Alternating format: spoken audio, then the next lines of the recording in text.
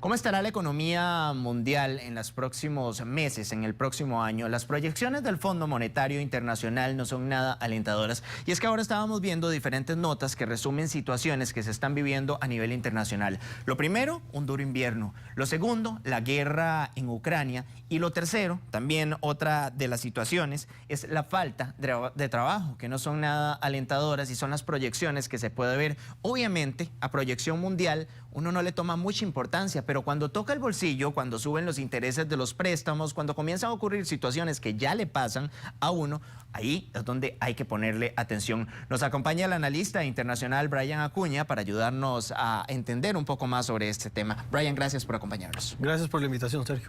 Veamos inmigración, guerra en Ucrania, invierno, situaciones muy complicadas que obviamente generan un alto impacto sobre la economía. Sí, bueno, el mundo se ha estado moviendo bastante intenso, ¿verdad?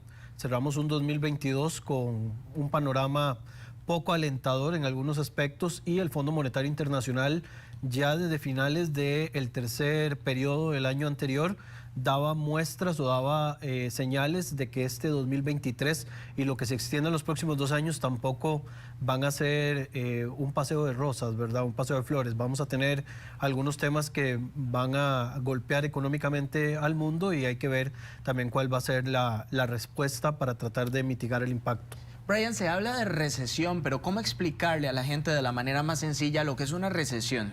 Bueno, la recesión económica en lenguaje sencillo es en un periodo de tiempo que generalmente se hace en 2 trimestres, es decir, 6 meses, hay una disminución o hay un impacto en el comercio mundial, en el consumo, en la producción, etcétera, etcétera, que viene a afectar todo lo que es los ingresos de los estados y obviamente las capacidades económicas que tienen los ciudadanos para poder hacer sus compras o por lo menos mantener un nivel de vida básico, ¿verdad? Ese es uno de los puntos con los que se habla siempre de recesión. Desde el 2008 no teníamos un proceso como este que quizás se vio acelerado a través del tema de la COVID-19 y evidentemente lo que se viene pues se señala ya como recesión por el impacto que hay en las 3 principales economías del mundo. Hablamos de Estados Unidos, la Unión Europea y China, que en simultáneo han sufrido, digamos, un impacto económico que afecta a nivel global. Ahora, uno de los temas con los que ya nos acostumbramos a convivir es con la guerra en Ucrania. Ya, de hecho, uno se levanta y lo ve como normal. Me acuerdo antes que el diario El País era la portada, ahora ya no es la portada del diario El País porque ya es un tema que pasa prácticamente a la normalidad. Pero ¿cómo ha afectado esto a la economía y hasta dónde países como Estados Unidos? Ya veamos que el Congreso ya no quiere dar más dinero, más que todo el Partido Republicano ya no quiere dar más dinero para apoyar a Ucrania, pero ¿hasta dónde va a colapsar esto el sistema económico mundial? Sí, bueno, ya vamos a cumplir casi 1 año de que Rusia tomó la decisión de invadir Ucrania, ¿verdad? En esta denominada operación especial, que en realidad ha sido una invasión, ¿verdad? Que ha sido muy criticada a nivel global y que tiene impactos en estos momentos. Incluso a finales del año pasado todavía se hablaba de las posibilidades de que a través de Bielorrusia se diera algún tipo de operación nueva por parte de Rusia. Y acá las afectaciones son, pues obviamente, como mencionabas ahora, en una de las notas a nivel global con el tema del suministro de cereales, que tanto Rusia como Ucrania son proveedores, pero también en cuanto al tema de la estabilidad a nivel global, ¿verdad?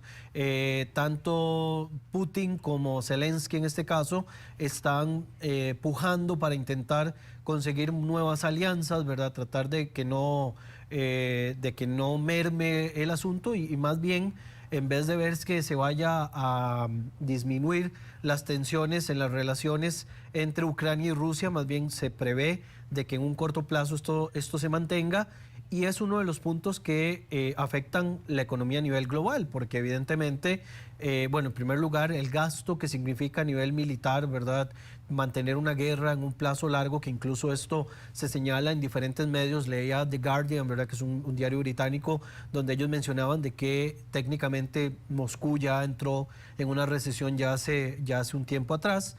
pero a nivel de Ucrania y a nivel de Europa también se ve un impacto por las olas migratorias. Bueno, ahora estamos en pleno invierno en esta zona. Bastante entonces, fuerte. Evidentemente, esto viene a afectar por el tema de consumo de combustibles, ¿verdad? Hidrocarburos, y que se pensaba en algún momento de que Moscú iba a utilizar esto como un factor de chantaje que no le salió, digamos, como planeaban, pero definitivamente que la guerra en Ucrania es uno de esos puntos, junto con el tema de la COVID, que disparan todos los indicadores de recesión. Ahora, vámonos a las proyecciones y a cómo van a afectar y a esto que tengo en mi mano, la billetera. Todos tenemos tarjetas de crédito en Costa Rica, tenemos que pagarlas, pero ¿cómo va a afectar esto? La situación de nosotros, el bolsillo, porque al final uno ve las guerras, ve todas las situaciones y dice, ¿cómo me va a afectar a mí? Sí, en este aspecto uno de los puntos principales de la recesión es la inversión extranjera que pueda haber en los diferentes países y también el ingreso que cada país pueda generar producto de sus exportaciones.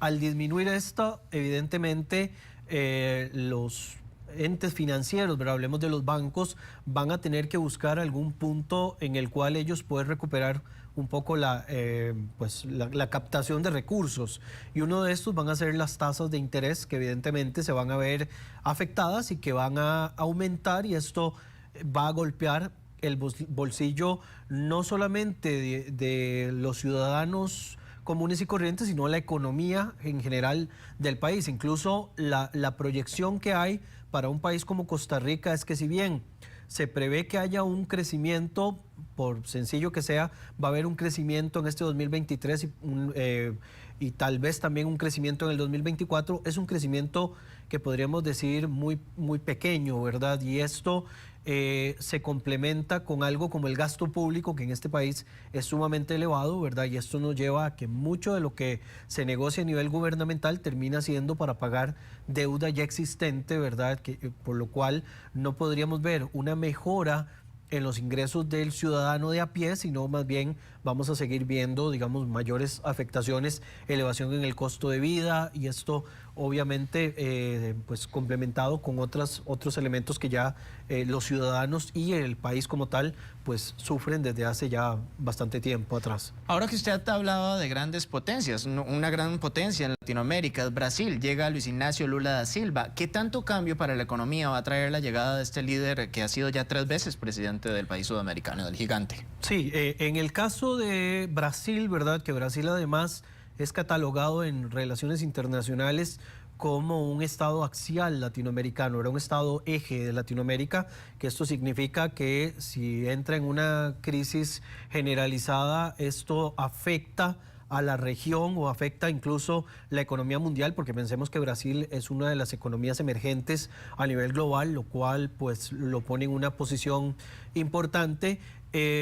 Este cambio político que está experimentando no solamente Brasil, sino toda la región latinoamericana, o por lo menos en el sur de América, que se ha hecho muy pronunciado este cambio dentro del eje, ¿verdad?, de político regular, que siempre lo ponemos en este estatus de derechas y de izquierdas. En este cambio que va a haber de Brasil hacia el lado del péndulo, hacia la izquierda, podríamos ver algún impacto quizás de que haya desconfianza de algunos inversores por el tipo de gobierno que pueda tener Lula. Evidentemente estamos hablando de algo que está ocurriendo recientemente y por lo tanto no podemos darlo por sentado, pero quizás uno de los efectos más inmediatos es que haya un poco de inseguridad en cuanto a las políticas que Lula pueda implementar, y que esto posteriormente afecte no solamente a Brasil como estado, sino que termine afectando a toda la región. Entonces es una tendencia que se está dando mucho a nivel latinoamericano. Hemos visto el caso, por ejemplo, de Boric en Chile, hemos visto el caso de Alberto Fernández en Argentina, ¿verdad? Una tendencia más bastante polémica en lanzada hacia la izquierda, que esto puede, digamos, desestimar o desincentivar o quitarle el interés de algunos inversores a poder seguir metiendo recursos en esos países. Esperemos que la economía mejore y que los pronósticos del FMI no se cumplan tal y como se están diciendo, porque no son nada alentadores.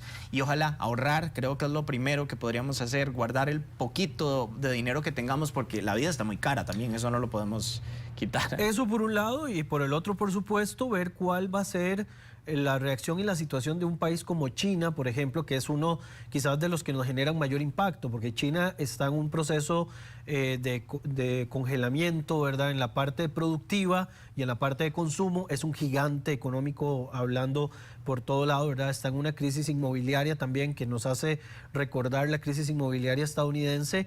Y evidentemente, si su situación no cambia económicamente, si va a llegar a un ingreso cero, que es una de las proyecciones que se dan, pues a nivel global nos afecta, ¿verdad? De alguna manera. Entonces, esperar que las grandes potencias vuelvan a reactivarse y que esto pues también lleve a que los demás países dentro de la economía global puedan pues reactivarse también y tener un poco más de proyección en positivo, pero evidentemente hay factores externos, la COVID, como en China, el tema también del empleo, que ya lo mencionó, la guerra en Ucrania, que también es importante, van a ser significativos para que esto se pueda finalmente revertir y que por lo menos no lleguemos a un punto en el cual la disminución sea tal que se haga a un mediano plazo o a un corto plazo insostenible.